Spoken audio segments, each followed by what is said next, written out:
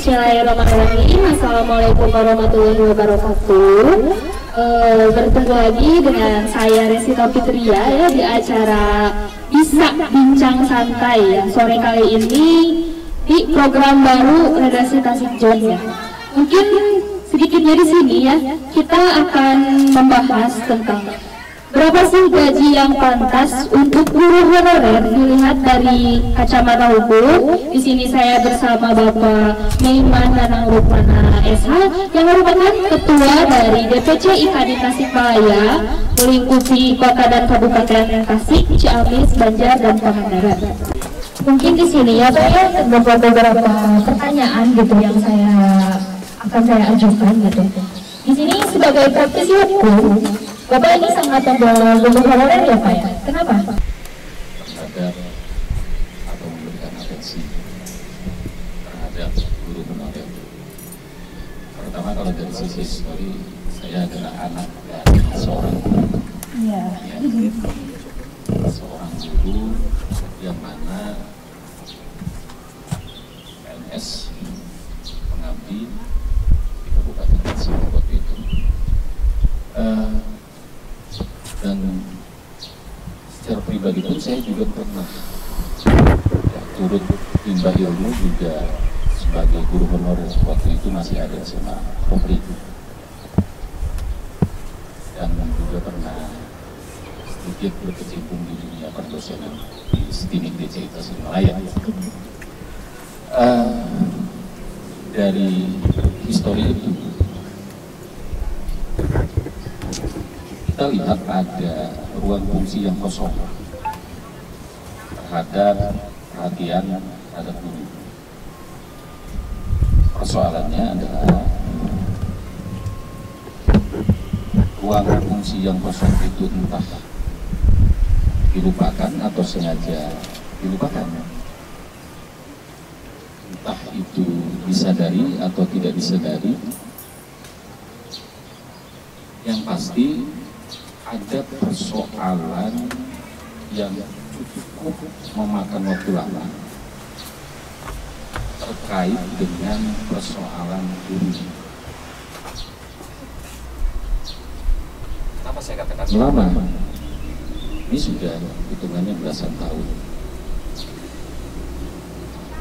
Dan kalau diukur dari temuan ataupun hasil obrolan, bincang-bincang terkait dengan penghidupan yang bersumber dari profesinya, guru honorer itu sendiri ya cukup memprihatinkan.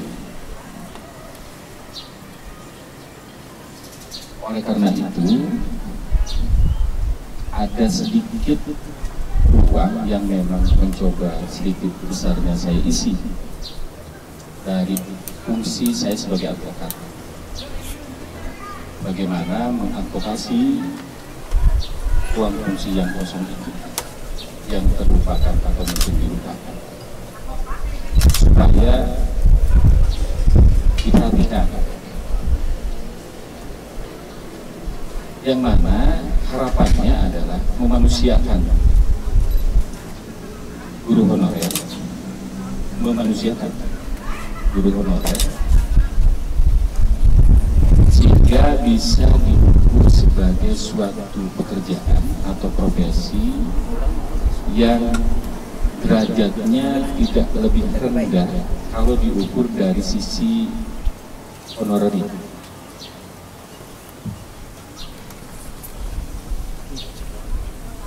Ada perbandingan bahwa akala pemerintah dalam undang-undang tenaga kerjaan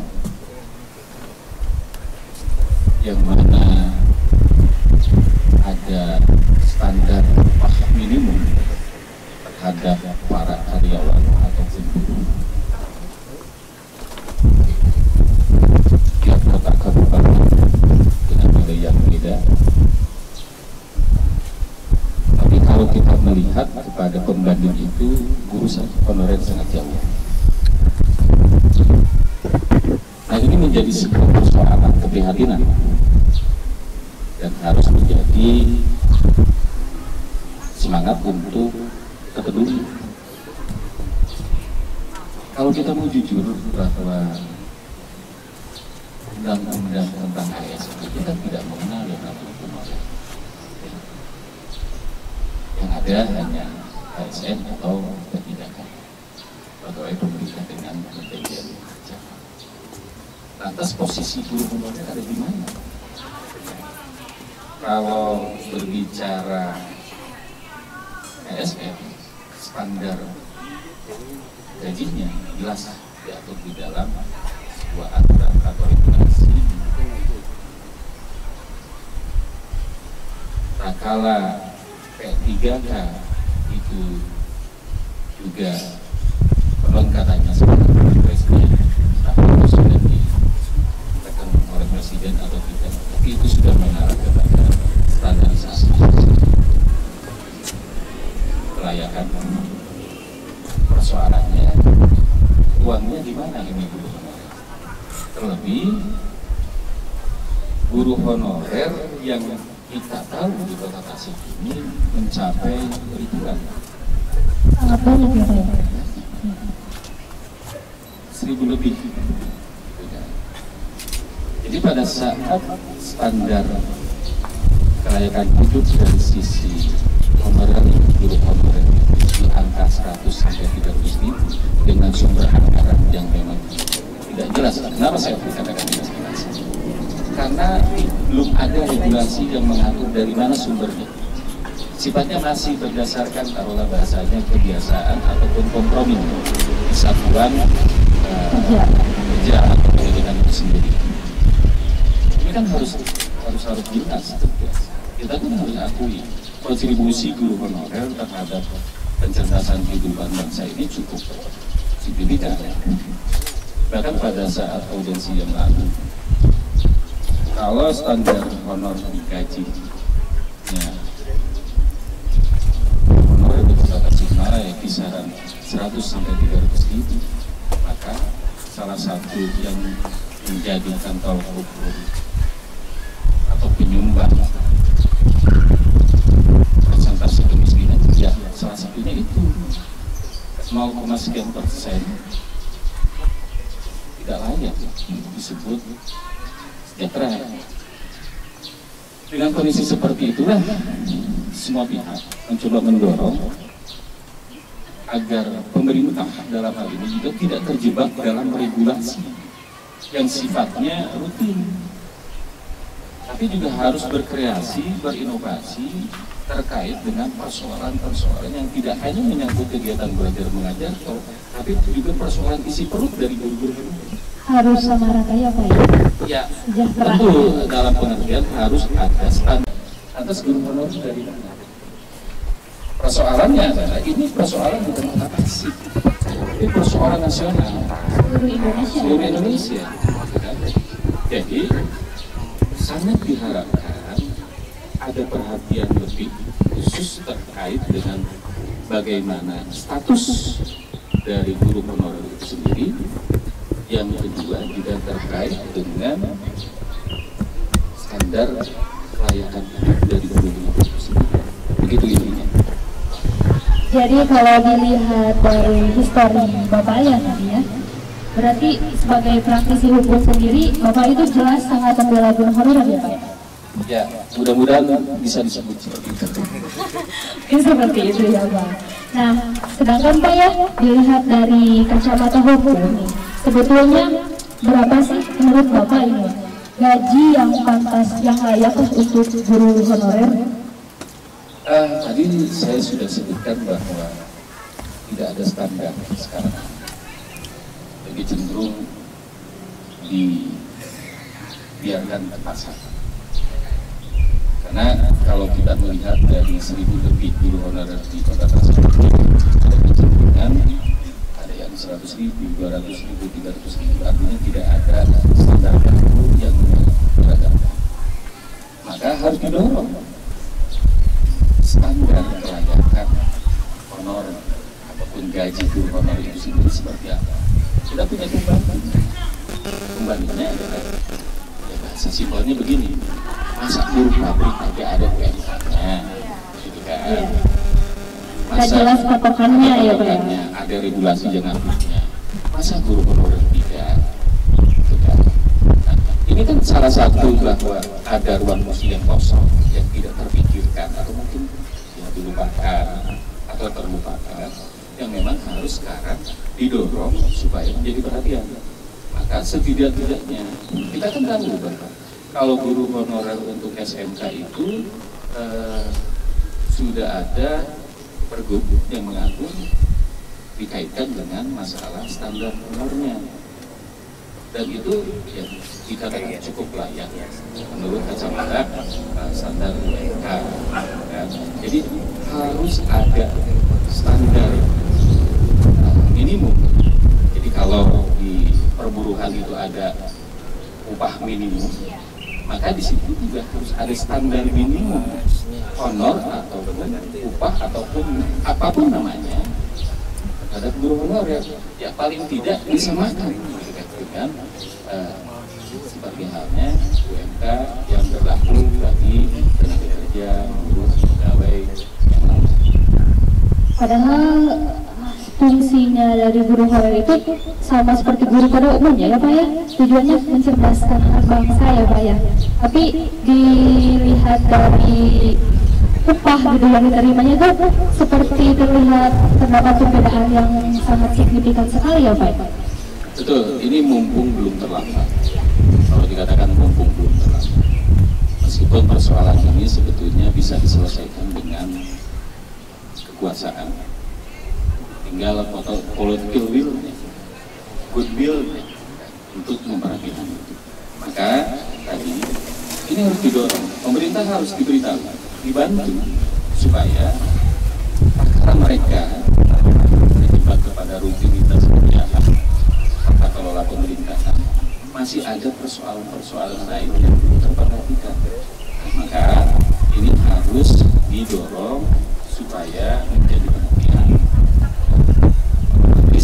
Kala itu sudah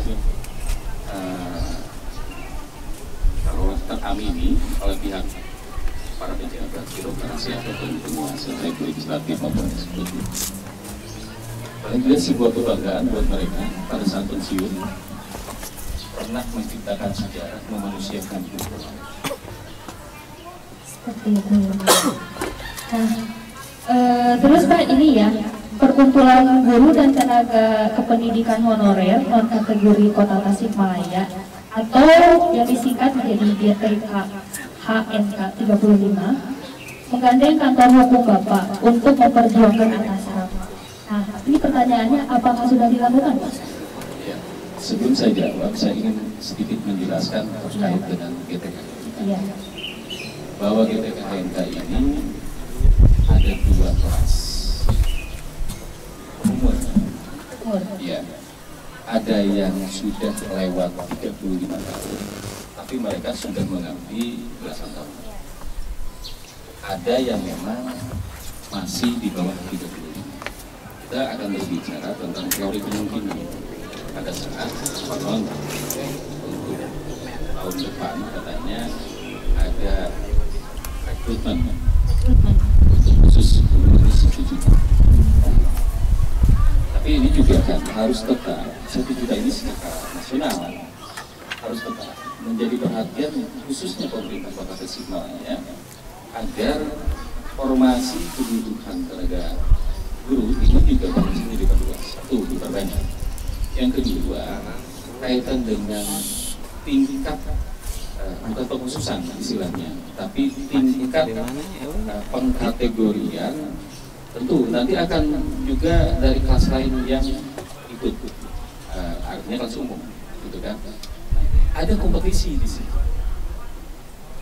Yang namanya juga rekrutmen pasti kan ada kompetisi ya Pak, persaingan ketat. Persaingan ya, kalau misal formasinya 300 yang daftarnya 600 kan yang 300 akhirnya otomatis tidak masuk. Contoh begitu. Jadi ada skala perhatian. Kalau formasinya bisa diperbanyak, maka ini juga perhatian guru yang di bawah 35, karena sekarang ini regulasi masih ketat untuk dapat diangkat yang di S1 umur maksimal 35. 25 tahun. Jadi kalau untuk kelas kedua tadi, kelas kedua dalam arti umur di bawah 35 masih ada kesempatan untuk ikut tes. Masih jauh. Bahkan kita juga tahu untuk masalah P3K ini kan harus diselesaikan dalam rentang waktu 3 tahun ke depan, harus selesai. Tapi itu pun juga masih kepada kategori 2. Ini kan ada yang non kategori, yang umurnya di bawah 35 dan yang umurnya di atas 35 itu non kategori, tidak terdaftar di K2, gitu kan? Dan mereka pun juga umur yang 35 itu yang memang bagaimana persoalannya terkait dengan legalitas mereka pada saat mereka untuk ikut kan otomatis 35 itu nggak bisa. Ini juga harus dipecahkan. Tentu ini bukan persoalan yang memutusnya itu adalah pemerintah kota, tapi ini pusat. Tapi pemerintah kota punya dorongan dukungan terhadap hal itu. Akan lebih baik. Nah, dengan adanya itu, saya minta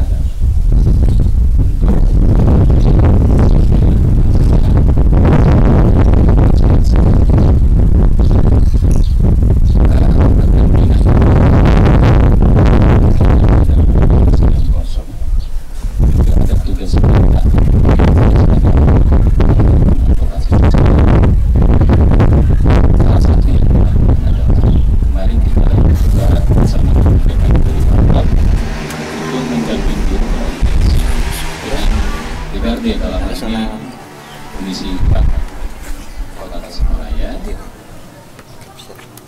terkait dengan itu, yang konon katanya sudah ada sedikit harapan, sedikit kalau boleh dibilang kabar baik yang mengatur, yang diterbitkan dan memang mau tidak mau harus diketahui dan dilaksanakan. Salah satunya misalnya transfer teknologi terkait dengan perlindungan hukum dan profesi guru. Guru ini bukan honorer saja di dalam Permendikbud itu, tapi juga seluruhnya termasuk. Yang kedua juga bagaimana mentransfer lain kaitan dengan kita ini sudah ada peraturan daerah tentang penyelenggaraan pendidikan dan nomor tahun 2007. Tentunya kalau perda itu bisa dilaksanakan tidak ada masalah, karena di sana juga ada unsur yang kaitannya kewajiban pemerintah daerah memperhatikan terkait dengan kesejahteraan, memberikan insentif, gitu kan? Itu kewajiban pemerintah daerah, gitu kan? Maka dari itu hal-hal itu yang saya dan rekan-rekan lakukan, dan kalau toh nanti juga misalnya dalam praktik penyelenggaraan kegiatan belajar mengajar kegiatan KKN ini ada terkait dengan persoalan-persoalan tertentu, dalam hal ini saya dan rekan juga akan mengadvokasinya baik secara litigasi maupun non litigasi. Berarti itu sudah terselenggara sudah lama, Pak? Tidak lama, masih baru. Tapi larinya sudah kencang. Nah ini nih ya, menurut Bapak nih ya, sebagai praktisi hukum, seharusnya apa sih Pak yang dilakukan pemerintah gitu terhadap ya gaji guru honorer gitu? Seharusnya seperti apa? Regulasi sudah jelas. Artinya aturan terkait dengan masalah sistem pendidikan nasional ada, Permendikbudnya ada. Pertama, kalau dari sisi perlindungan hukum dan profesi guru itu tinggal dilaksanakan saja oleh guru. Artinya ada kemauan berinovasi, berkreasi. Jangan melulu persoalan rutinitas, bagaimana ini ngatur anggaran, larinya kemana. Jangan berbicara tentang pengangkatan, siapa kepala sekolah. Jangan. Silakan itu dilakukan, tetapi sisi-sisi yang disebut saya katakan ruang fungsi yang kosong ini juga harus dilakukan, gitu kan? Termasuk tadi nasib dari para guru honorer bagaimana? Apakah dari sisi legalitasnya ataupun dari sisi kesejahteraannya atau kelaikan hidupnya, gitu kan?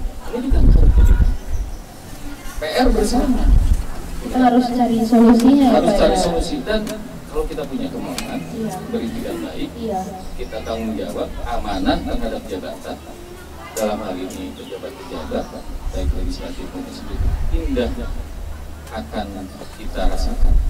Tidak ada lagi dalam tanda petik perlakuan diskriminatif, tidak ada lagi dalam tanda petik perlakuan ketidakadilan, sehingga semua di depan hukum sama. Kan asasnya adalah setiap warga negara ini di depan hukum yang sama, gitu kan? Tidak ada dibeda-bedakan. Termasuk juga untuk hak untuk mendapatkan kehidupan layak, ini perintah undang-undang, gitu kan? Kalau perintah undang-undang kenapa tidak mau dilaksanakan? Tentu bukan alasan tidak ada anggaran. Jadi kalau tidak ada anggaran, ini harus juga dibuka, gitu kan? Harus dibuka sejauh mana tidak ada anggarannya, gitu kan? Kemampuan daerahnya tidak mampu untuk membiayai, harus dibuka. Kita akan tahu, gitu kan? Publik akan tahu, sehingga tidak terjadi sangka-sangka. Ya, intinya adalah bagaimana ya, anggarannya harus transparan dan publik, sesuai dengan amanah bahwa para penyelenggara negara ini harus bersih bebas dari KKN. Salah satu bersih bebas dari KKN ini adalah transparansi anggaran publik. Jadi kalau pada saat misalnya berdasarkan kemampuan pemerintah daerah, maka itu juga harus diukur dengan mentransparansikan. Ini loh bahasanya mampu atau tidaknya, gitu kan? Sehingga publik menjadi tahu. Insya Allah kalau kita memang mau jujur-jujuran, tidak ada masalah terkait dengan kesejahteraan atau kelayakan hidup honorer pada saat punya goodwill, political will yang hebat, penentu keberpihakan terhadap masyarakat. Itu ya, Pak, ya. Berbicara tentang transparansi ini ya, Pak, menurut Bapak mungkin nggak sih di Indonesia jadi lebih transparan gitu seputar itu? Tinggal kita laksanakan saja apa yang sudah menjadi konsensus nasional berbentuk produk hukum tentang keuangan. Ada laporan yang namanya LKPJ, laporan itu kan yang setiap bulan tahun dilaksanakan oleh Bupati Kota itu tidak melulu tapi bagi itu saya mencoba beberapa pemerintah daerah, misalnya kabupaten yang terdekat rekomendasi pernah saya baca di koran muncul, itu harus muncul. Yang kedua juga tentu tidak menjadi sebuah sangka pada saat memang itu transparansi anggaran itu dilakukan, maka tidak ada lagi sebuah sangka ini pemerintahan ini tata kelola keuangannya bersih atau tidak, atau ada apa yang kita akan tahu. Ya kita ingatkan pemerintah. Saya kecil pemerintahnya sudah tidak mau diingatkan, tidak lagi ada koridor, ada jalur hukum dan lain. Dewan misalnya bisa melakukan kewenangannya. Maka satu, transparansi itu penting. Yang kedua juga fungsi, bukan fungsi dari masing-masing roh eksekutif legislatif itu harus berjalan. Jadi jangan terjebak kepada yang sifatnya rutinitas. Autonomi dari bisa terlaksana dari masyarakat. Ya kembali saya katakan bahwa kemauan itu deh. Baik, seperti itu ya. Jadi menurut kemauan ya, Pak, ya? Kemauan dari pemerintah itu sendiri. Niat dan tindakan. Niat dan tindakan. Jadi sangat memprihatinkan sekali ya, Pak, ya, dilihat dari kuotanya sangat banyak yang guru honorer di kita, tapi ya itu pandangannya itu jadi dipandang sebelah mata gitu, seperti itu, Pak. Ya bisa demikian, artinya ada perlakuan yang tidak layak, adil, yang mana kalau boleh disebutnya adalah ini harus jadi perhatian serius. Jadi kalau mau berbicara terkait dengan kecerdasan bangsa, maka harus diukur juga bagaimana standar kelayakan hidup para pencerdas. Jadi jangan berbicara masyarakat anak didik itu bagus punya kualitas, tapi pada saat misalnya para pencerdasnya sendiri, para pemilihnya itu juga tidak diarahkan. Berarti Pak, untuk saat ini di Indonesia upah gitu yang diterima guru honorer itu masih berpatok di unit kerja ya sekolah masing-masing gitu, atau seperti apa? Yang saya tahu berdasarkan hasil bincang-bincang dari teman-teman guru Mungkin ya. karena memang tadi saya katakan tidak ada regulasi yang mengatur berapa sih sebetulnya standar. Iya. Akhirnya diserahkan kepada pasar. Iya. Gitu kan? Nah, pada saat ke pasar itu ya otomatis tidak berdasarkan selera. Iya. Gitu kan? Nah, beda dengan tadi kalau pegawai tenaga kerja mereka pasti punya standarnya. Kota Tasik misalnya UMK 2.300.000 sekian. Ya, sama seperti tenaga kerja pada umumnya ya Pak yang harusnya. Itu yang harus diatur dan harus dipikirkan. Iya.